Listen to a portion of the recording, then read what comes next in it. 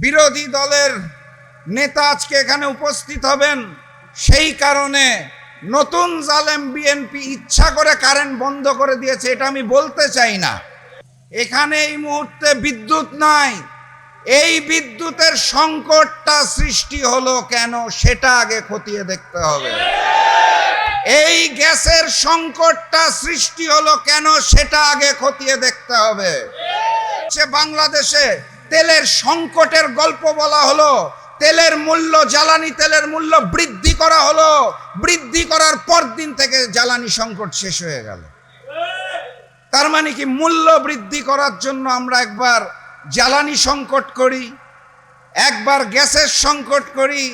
বিদ্যুতের দাম তো 2 দফা বাড়িয়েছেন, এখন আর কয় দফা বাড়ানোর পর আপনাদের এই জাতীয় সংকট শেষ হবে সেইটা আমি জানতে চাই। অতএব নিজামী ইসলাম পার্টির ক্ষমা চাওয়ার কিছু নাই যে মানুষ গরমে কষ্ট পাচ্ছে। ক্ষমা তাদের চাওয়া উচিত যারা ক্ষমতায় এসে মজলুমের জায়গায় জালিমের রূপ ধারণ করে বাংলার জনগণকে এখন ভাতে মারতে চায়, পানিতে মারতে চায়, তাদের ক্ষমা চাইতে হবে। এখন আমি দেখতে পাই এই নতুন জালেম বিএনপি আওয়ামী লীগের মতোই হেলমেট পরে সন্ত্রাসী কায়দায় রক্ত উত্তোলন কর্মসূচি শুরু করেছে। আমি স্পষ্ট ভাষায় বলে দিতে চাই, এই নতুন জালেমকে একটু সময় দেওয়া হয়েছে, তাদেরকে একটা সুযোগ দেওয়া হয়েছে। কারণ তারাও 17 বছর মজলুম ছিল, মজলুমদের সংশোধনের সুযোগ দেওয়া হয়েছে। তারা যদি সুযোগ গ্রহণ না করে তাহলে 11 দলের পক্ষ থেকে সরকার পতনের 1 দফা দাবি মাঠে আসবে এবং আমরা সেটা সকলে মিলে প্রয়োজনে আবারও রক্ত দিয়ে পূরণ করব ইনশাআল্লাহ। কিন্তু এই বাংলার জমিনে নতুন জালেম, নতুন বেঈমান, নতুন গাদ্দার, এই নতুন বিএনপিকে আর নতুন করে শোষণ করার সুযোগ দিব না ইনশাআল্লাহ। সংগ্রামী সাথী এবং বন্ধুগণ, সব সময় সুযোগ পাই না। আজকে যেহেতু নিজামী ইসলাম পার্টির আলোচনা সভায় এসেছি, আমি ছোট্ট করে এই ঐতিহ্যবাহী সংগঠনকে কতটা ভালোবাসি এটা 3 লাইনে বলার চেষ্টা করব।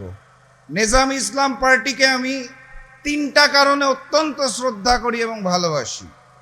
আমার স্বচক্ষে দেখা অভিজ্ঞতা থেকে বলতে পারি, প্রথম কারণ, নিজামী ইসলাম পার্টির সর্বোচ্চ পর্যায় থেকে সকল নেতাকর্মী অত্যন্ত বিনয়ী এবং তাদের মধ্যে কোনো অহংকার নাই, এই কারণে তাদের আমি খুব ভালোবাসি।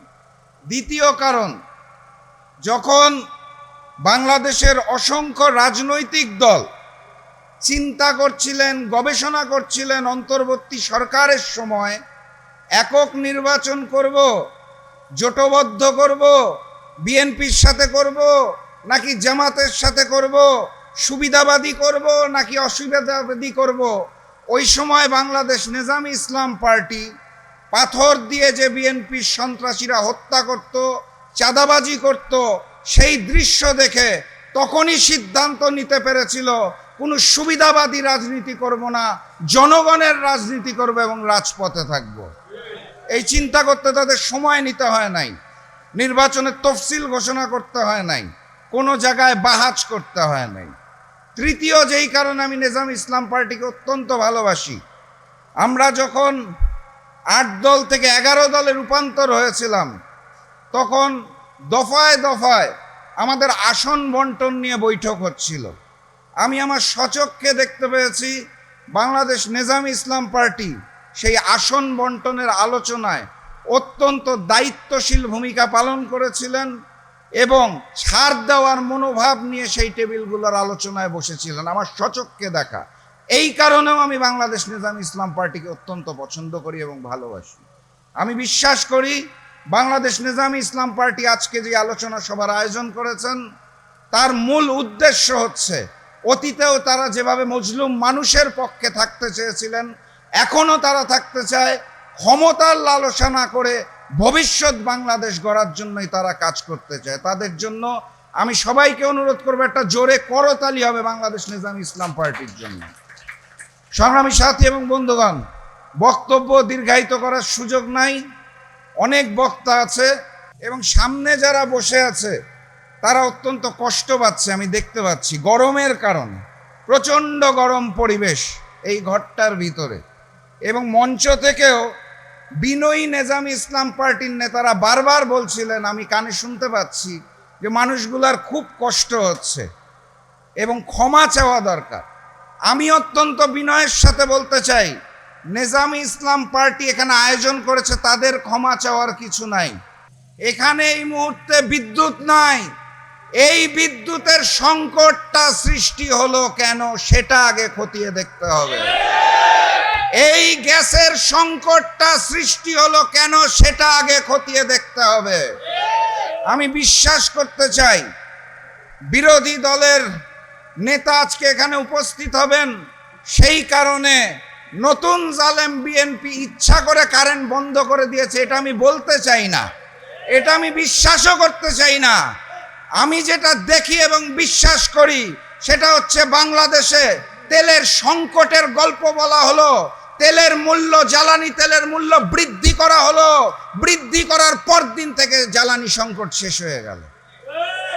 তার মানে কি, মূল্য বৃদ্ধি করার জন্য আমরা একবার জ্বালানি সংকট করি, একবার গ্যাসের সংকট করি, বিদ্যুতের দাম তো 2 দফা বাড়িয়েছেন, এখন আর কয় দফা বাড়ানোর পর আপনাদের এই জাতীয় সংকট শেষ হবে সেইটা আমি জানতে চাই। অতএব নেজামি ইসলাম পার্টির ক্ষমা চাওয়ার কিছু নাই যে মানুষ গরমে কষ্ট পাচ্ছে। ক্ষমা তাদের চাওয়া উচিত যারা ক্ষমতায় এসে মজলুমের জায়গায় জালিমের রূপ ধারণ করে বাংলার জনগণকে এখন ভাতে মারতে চায়, পানিতে মারতে চায়, তাদের ক্ষমা চাইতে হবে। আমাদের ক্ষমা চাওয়ার কিছু নাই।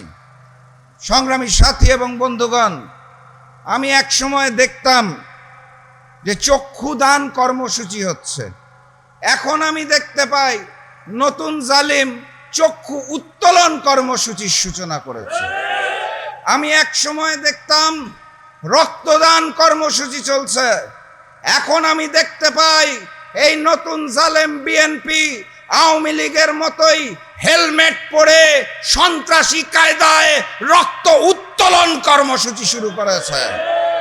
আমি জানতাম বাংলাদেশের বিভিন্ন মসজিদ, মাদ্রাসা, সামাজিক সংগঠন গঠনের জন্য মানুষজন স্বেচ্ছায় ভালোবেসে পকেট থেকে চাঁদা দেয়, আর এই নতুন জালেম বিএনপি এখন সন্ত্রাসী কায়দায় জুলুম করে জোর করে চাঁদা উত্তোলন কর্মসূচি শুরু করেছে। আমি বিএনপি সরকারকে বলতে চাই, এই জাতীয় নিকৃষ্ট যেই ঘটনাগুলো রয়েছে সেই ঘটনাগুলোকে আপনারা সংশোধন করুন, আর সংবিধানটাকে সংশোধন নয় সংস্কার করুন।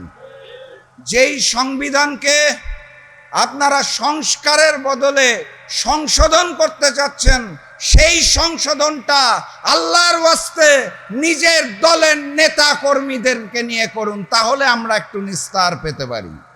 অতএব আমাদের ক্ষমা চাওয়ার কিছু নাই।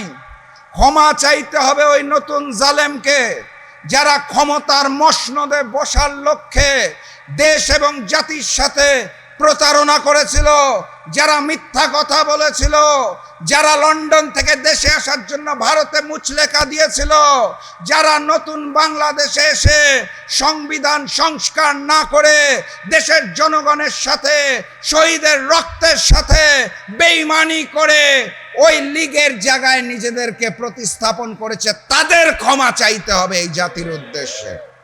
সংগ্রামী সাথী এবং বন্ধুগণ, বক্তব্য দীর্ঘায়িত করতে চাই না।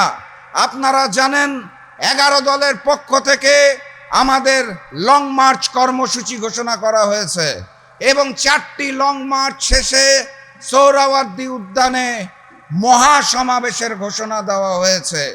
আপনারা সেটার জন্য প্রস্তুতি নিন।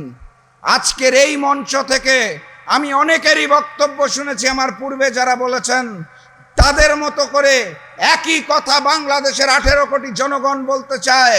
সবাই ওই এক দফার দিকে তাকিয়ে আছে, কখন 11 দলের পক্ষ থেকে সরকার পতনের এক দফা দাবিয়ে দাওয়া নিয়ে আমরা মাঠে নামবো। সেই কারণে দেশের জনগণ এখন বসে আছে। আমি স্পষ্ট ভাষায় বলে দিতে চাই, এই নতুন জালেমকে একটু সময় দেওয়া হয়েছে। তাদেরকে একটা সুযোগ দেওয়া হয়েছে, কারণ তারাও 17 বছর মজলুম ছিল। মজলুমদের সংশোধনের সুযোগ দেওয়া হয়েছে।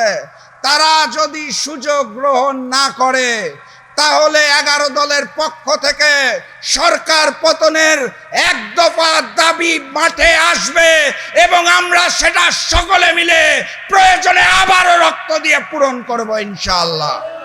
কিন্তু এই বাংলার জমিনে নতুন জালেম, নতুন বেঈমান, নতুন গাদ্দার, এই নতুন বিএনপিকে আর নতুন করে শোষণ করার সুযোগ দিব না ইনশাআল্লাহ। আমরা কি সেটার জন্য প্রস্তুত আছি? আমি বিশ্বাস করি বাংলাদেশ নেজামি ইসলাম পার্টি আগামী দিনের যেই লড়াই এবং সংগ্রাম, সেই সংগ্রামের রাজপথে অতীতের মতোই অগ্রণী ভূমিকা রাখবে, সেই আশাবাদ ব্যক্ত করে আগামীর বাংলাদেশ গঠনে সকলের দোয়া এবং সাহায্য চেয়ে আমি আজকের মতো শেষ করছি। বিজয়ের পথে যাত্রা শুরু, জীবন অথবা মৃত্যু। আসসালামু আলাইকুম।